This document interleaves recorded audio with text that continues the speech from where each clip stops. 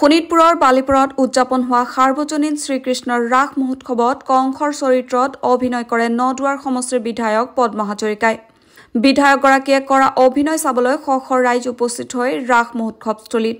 বালিপৰা চাৰিদুৱাৰ আৰু বালিপৰা উন্নয়ন সমিতিৰ যৌথ উদ্যোগত বালিপৰা উচ্চতৰ মাধ্যমিক বিদ্যালয়ৰ খেলপথাৰত অনুষ্ঠিত হোৱা সাৰ্বজনীন ৰাস মহোৎসৱত বিধায়ক পদ্ম হাজৰিকাই কংসৰ চৰিত্ৰত অভিনয় কৰি মৌহিলে দৰ্শকক।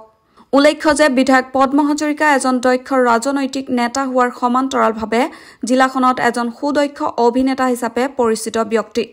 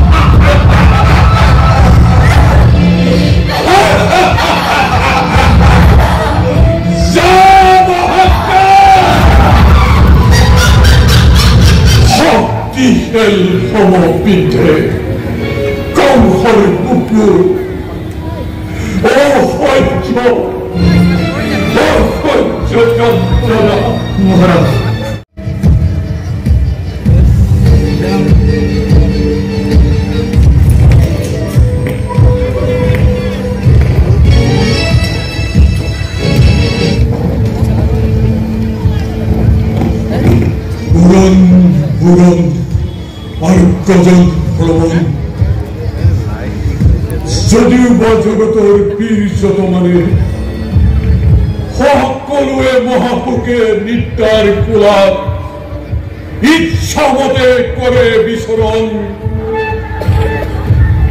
কিন্তু এই কংস কপালত নাই তাৰ সেই কুভোগ।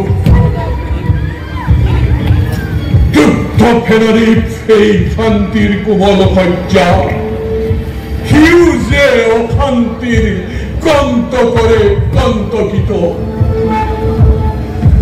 লৌৰি নিত্যাত শয়ন মুদিলেই তুই চক্ষুময় মথুৰাৰ প্ৰজা যত মানে অপৰাধ এই কংস মহাৰাজৰ। কি কোৱা বসুদেৱ?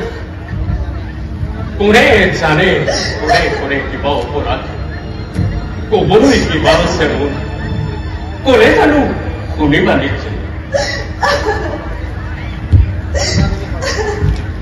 ৰজা তুমি সৰ্বশক্তিমান, সকলো কৰিব পাৰা নিজ ইচ্ছামতে। সঁচা হওক মিছা হওক ন্যায় বা অন্যায় সবাৰ বিধান হব ইচ্ছাতে তোমাৰ। এই গৰ্ভতে আজি গৰ্বিত হৈ তোমাৰ কিৰে মাতৃ লংঘিছে। হত্যা কৰি ঘটিনি নিজৰ মৰণ বুজিব খুজিছা।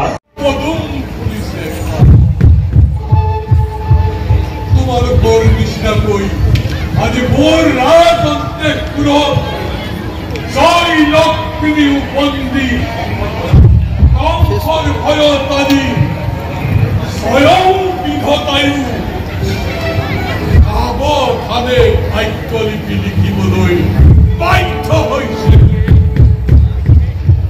মই এনেবোৰ মই মতালিৰ কথা শুনিবলৈ নিবিচাৰো কংস। মোক এখন দেশ দিবলৈ থাকিবলৈকে তোমাৰ ইচ্ছামতে কাম নহয়। মোৰ ইচ্ছা মই ফুৰিবলৈ ইচ্ছা নকৰিব।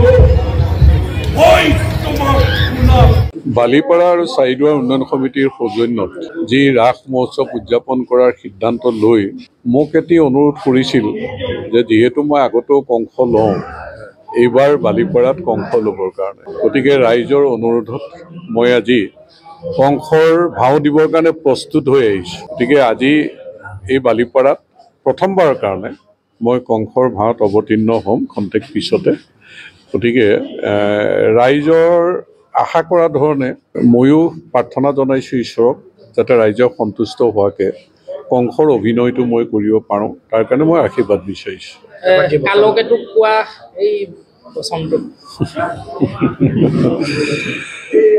যে ঘূৰুৱা ঘূৰুৱা বিজুলী বেগে তিক্ত তৰোৱাল আনন্দটোন মুক্ত প্ৰজা পলাওক লৰি মৃত্যু মোৰ কোনো নাই শত্ৰু সকলো বধ কৰা যাকে যতে পোৱা বলিয়া দতাল হাতী তুৰন্তে আনি মেলি দিয়া প্ৰজা সাগৰত আনন্দটোন মুক্ত প্ৰজা পলাওক লৰি